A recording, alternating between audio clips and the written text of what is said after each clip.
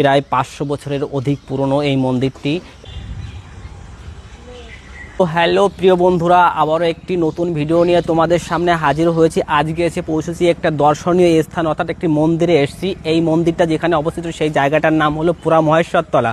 এই পুরা মহেশ্বরতলা এই কারণে নাম হয়েছে, এখানে ভোলানাথ অর্থাৎ মহেশ্বর মাটির নিচু থেকে উপরে উঠেছিল, তার জন্য এই জায়গার নাম হয়েছে পুরা মহেশ্বরতলা। এই দেখতে পাচ্ছ পিছনে যে মন্দিরটা এই যে পাশে রয়েছে, এটা হলো ভোলানাথের মন্দির। মন্দিরটা পুরোটা দেখাও। আর এই জায়গাটা খুবই সুন্দর জায়গা, নির্জন জায়গা, চারিপাশে অনেক মন্দির রয়েছে, সেইগুলো আমরা আস্তে আস্তে তোমাদেরকে দেখানোর চেষ্টা করব। তাই ভিডিও শেষ পর্যন্ত সাথে থাকো, সঙ্গে থাকো আর শেষ পর্যন্ত দেখতে থাকো, খুবই ভালো লাগবে তোমাদের।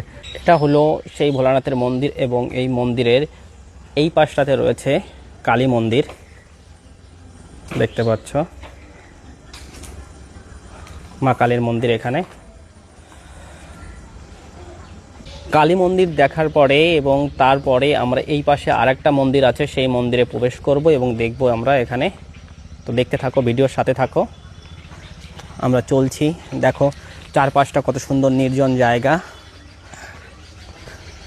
তোমরাও চাইলে এখানে আসতে পারো এবং খুবই সুন্দর নিরিবিলি জায়গায় এসে তোমরা এখানে সময় কাটাতে পারবে। আমরা মন্দিরের দরজা খুলে ভিতরে ঢুকলাম, এসে এখানে রাধা কৃষ্ণর মন্দির। এটা আমি দেখানোর চেষ্টা করছি, কত সুন্দর লাগছে দেখো। আমার তো খুবই ভালো লাগছে দেখে।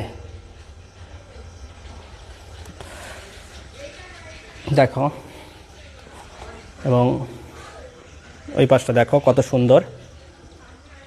প্রকৃতির মাঝে এত সুন্দর মন্দির সত্যি ভাবা যায় না, কত সুন্দর লাগবে। দেখো রাধাকৃষ্ণের মন্দিরটা বাইরে থেকে এরকম অতুলনীয়, আর চারপাশে কত সুন্দর। এরপরে আমরা মেইন যে মন্দির সেই মন্দিরটাতে প্রবেশ করব আস্তে আস্তে। তোমরা ভিডিওর সাথে থাকো আর দেখতে থাকো। মানে আপনাদের ছোটবেলা থেকে এই মন্দির এখানে দেখছেন?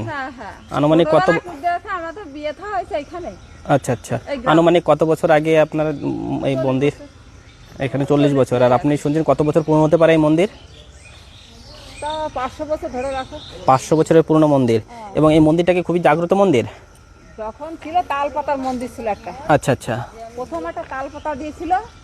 আচ্ছা, যেটা শোনা যায় এই মহেশ্বর মানে ভোলানাথ মাটির নিচে থেকে উঠছে, এটা কি কতটা কি সত্যি? এটা সত্যিকারে আমরা যেটুকু শুনেছি, এটা সত্যিকারে আমরা এসেই দেখেছি এই অবস্থা। আচ্ছা আচ্ছা, যেভাবে উৎপত্তি আছে এখন ওইভাবেই ছিল। ওইভাবেই ছিল। হ্যাঁ, আর এখানে আগে মন্দির ছিল কি জানি না, এখানে ইটের বড় বড় ইট, এখানে পাথর ছিল, উঁচু ঢিপি ছিল। আচ্ছা আচ্ছা, পাথরের ঢিপি ছিল। হ্যাঁ, মানে পাথর মনে হচ্ছে এখানে একটা কিছু ছিল। আচ্ছা, এরকম পরিবেশ। আচ্ছা আচ্ছা।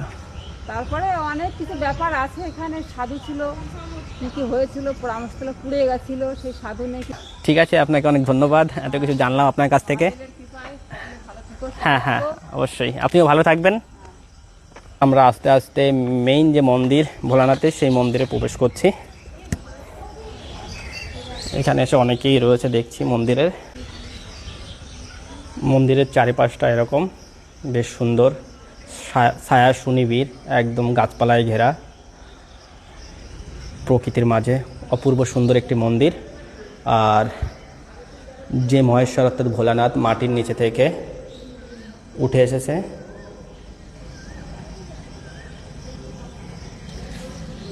যেহেতু দরজা দেওয়া রয়েছে আমি চেষ্টা করছি দেখানোর জন্য।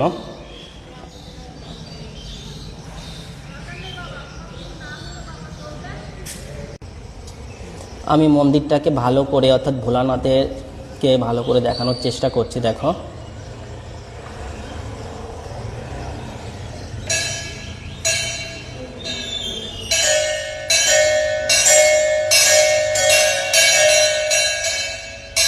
অপূর্ব সুন্দর সত্যি।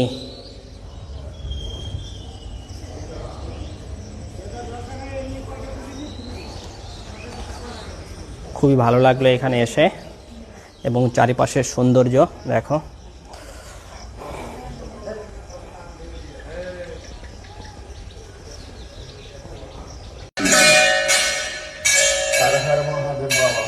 আমরা এখানে এসে মন্দিরের এবং আশেপাশের লোকজনের সঙ্গে কথা বলে আমরা যেটা বুঝলাম, এই মন্দিরটি খুবই জাগ্রত মন্দির। এখানে যে যা মানত করে অর্থাৎ মনস্কামনা সবার পূর্ণ হয়।